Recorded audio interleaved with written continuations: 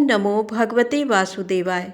आप सभी का हमारे YouTube चैनल पर हार्दिक स्वागत है। आज सुने फाल्गुन मास की विजया एकादशी व्रत की पौराणिक कथा। एक बार युधिष्ठिर ने पूछा, वासुदेव, फाल्गुन के कृष्ण पक्ष में किस नाम की एकादशी होती है? कृपा करके बताइए।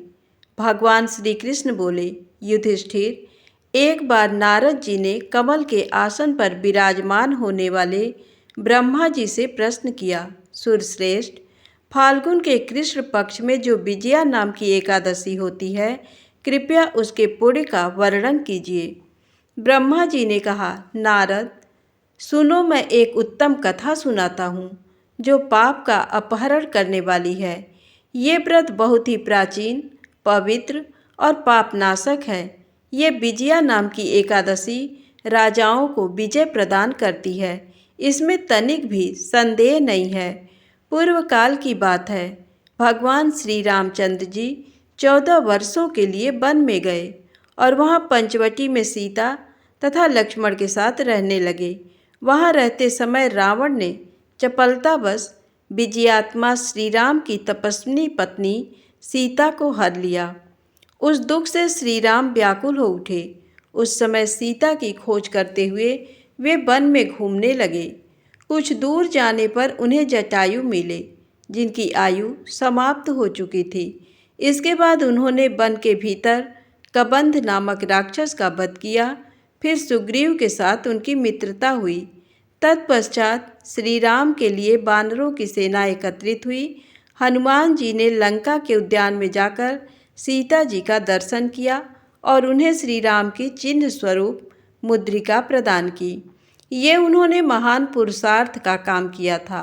वहाँ से लौटकर वे श्री रामचंद्र जी से मिले और लंका का सारा समाचार उनसे निवेदन किया। हनुमान जी की बात सुनकर श्री राम ने सुग्रीव की अनुमति ले लंका को प्रस्थान करने का विचार किया और समुद्र के किनारे पहुंचकर उन्होंने लक्ष्मण से कहा, सुमित्रानंदन, किस पुण्य से इस समुद्र को पार किया जा सकता है? ये अत्यंत अगाध और भयंकर जल जंतुओं से भरा हुआ है। मुझे ऐसा कोई उपाय नहीं दिखाई देता जिससे इसको सुगमता से पार किया जा सके। लक्ष्मण बोले, महाराज, आप ही आदिदेव और पुराण पुरुष पुरुषोत्तम हैं। आपसे क्या छिपा है? यहाँ द्वीप के भीतर बकदाल्भ नामक मुनि रहते हैं। यहाँ से आधे योजन की दूरी पर उनका आश्रम है। रघुनंदन, उन प्राचीन मुनीश्वर के पास जाकर उन्हीं से इसका उपाय पूछिए। लक्ष्मण की ये अत्यंत सुंदर बात सुनकर श्री रामचंद्र जी महामुनि बकदाल्भ से मिलने के लिए गए। वहाँ पहुंचकर उन्होंने मस्तक झुकाकर मुनि को प्रणाम किया। मुनि उनको देखते ही पहचान गए कि ये पुराण पुरुषोत्तम श्री राम हैं, जो किसी कारणवश मानव शरीर में अवतीर्ण हुए हैं। उनके आने से महर्षि को बड़ी प्रसन्नता हुई। उन्होंने पूछा, श्री राम, आपका कैसे यहाँ आगमन हुआ? श्री राम बोले, ब्राह्मण, आपकी कृपा से राक्षसों सहित लंका को जीतने के लिए सेना के साथ समुद्र के किनारे आया हूँ। मुने, अब जिस प्रकार समुद्र पार किया जा सके वह उपाय बताइए, मुझ पर कृपा कीजिए। बकदाल्भ ने कहा, श्री राम, फाल्गुन कृष्ण पक्ष में जो विजया नाम की एकादशी होती है, उसका व्रत करने से आपकी विजय होगी। निश्चय ही आप अपनी वानर सेना के साथ समुद्र को पार कर लेंगे। राजन, अब इस व्रत की फलदायक विधि सुनिए। दशमी का दिन आने पर एक कलश स्थापित करें। वह सोने, चांदी, तांबे अथवा मिट्टी का भी हो सकता है।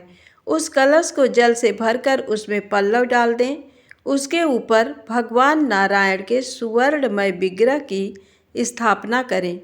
फिर एकादशी के दिन प्रातःकाल स्नान करें।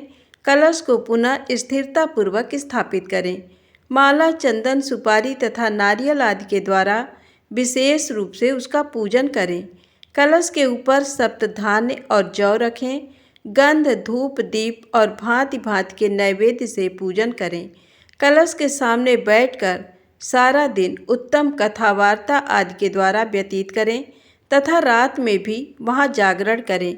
अखंड व्रत की सिद्धि के लिए घी का दीपक जलाएं।